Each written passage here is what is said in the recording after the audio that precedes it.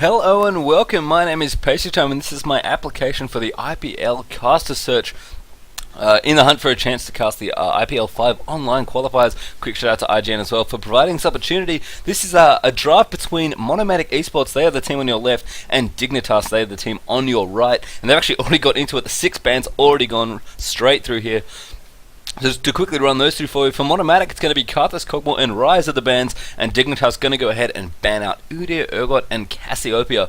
And as Monomatic pick up their first pick, Lee Sin. Just quickly going back to the bans before we get right into the picks here. Oh, players already picking. That could be a worry. But Karthus and Rise obviously targeted bans there at Skara, who just performs so well on both those champions. And Kog'Maw as well, probably a targeted ban at Cutie Pie, although we have seen a little bit more AP Kog'Maw, but they just don't want to deal with that late game carry champion.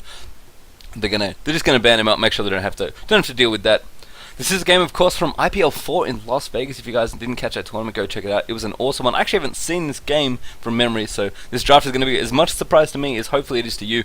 But just the bans from Dignitas, Udyr, Urgot, and Cassiopeia, sorry.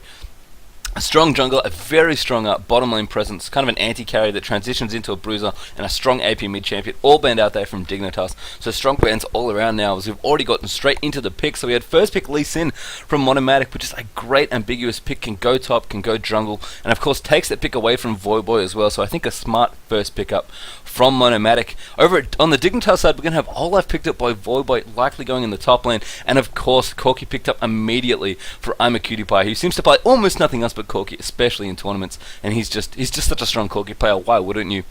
Back over on the Monomatic side, we had Janna and Riven picked up. So Janna, of course, possibly the best support in the game, getting it snapped up very early here by Monomatic.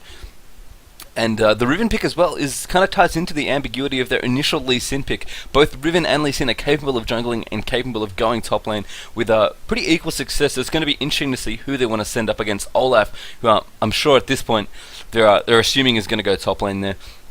The next two picks for Dignitas follow as Taric and Mundo, who is going to be the jungler there for Dignitas, almost certainly. Mundo is just possibly the strongest jungler in the game right now, and he's just does the jungle so fast. He 1v1 so well with his cleavers in the jungle. If you do go for that invade style, which we're seeing become popularized at this point in the metagame, and of course he just applies incredible pressure to lanes. He doesn't gank all that well, but Mundo is really, really good at putting the fear in your lane opponents, and whenever Mundo is missing from the map, lanes feel very, very scared of overextending too much, because Mundo will come in there with the damage, with the cleavers, and he's just so good at setting up and pressuring lanes, even though he doesn't gank nearly as well. Say someone like Maokai, just as an example.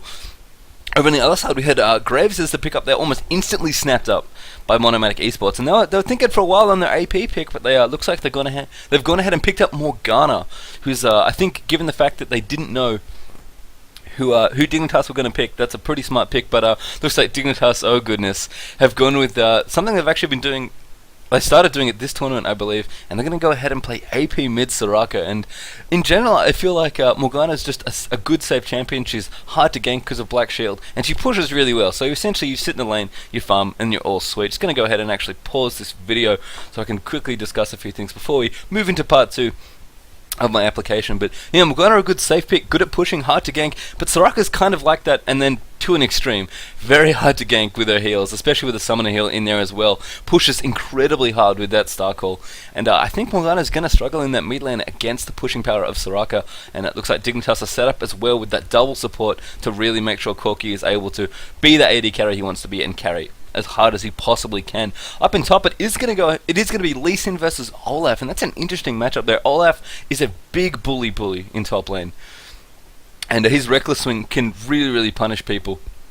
If he's able to get onto you, just throw the axe, throw the undertow out, and just reckless swing you to death, constantly chunking you down.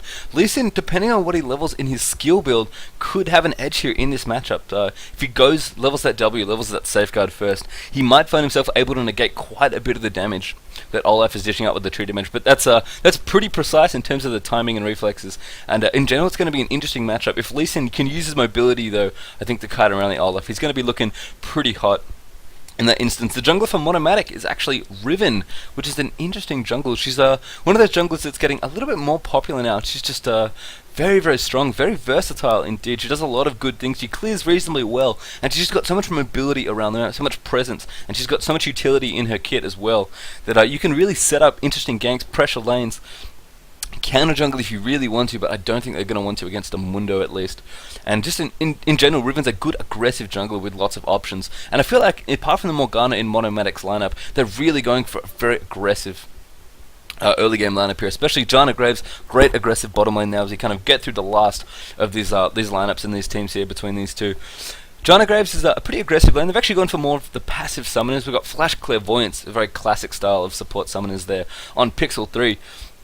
And Zig going for the pretty standard now Flash heal on the Graves. So going to be playing pretty safe in bottom, trying to farm, but because Graves scales so well with AD and Eye of the Storm, the Jana Shield, does provide bonus AD, we could see quite a bit of damage coming out from the bottom lane there. Of course, talking about damage in bottom lanes, Dignitas's Taric and Corki are very, very scary, and if they get one single stun, they've got great setups for a lot of burst. But Jana is a good counter to a lot of that burst damage, just because that shield can negate so much of it. The only question is whether or not the amount of burst that Dignitas have in their bottom lane is going to be too much for Monomatic. Anyway, that's my analysis for this draft, and of course the end of part 1 of my casting application. I'll be join me shortly for part 2, guys, and I'll be seeing you all very, very soon. Alrighty.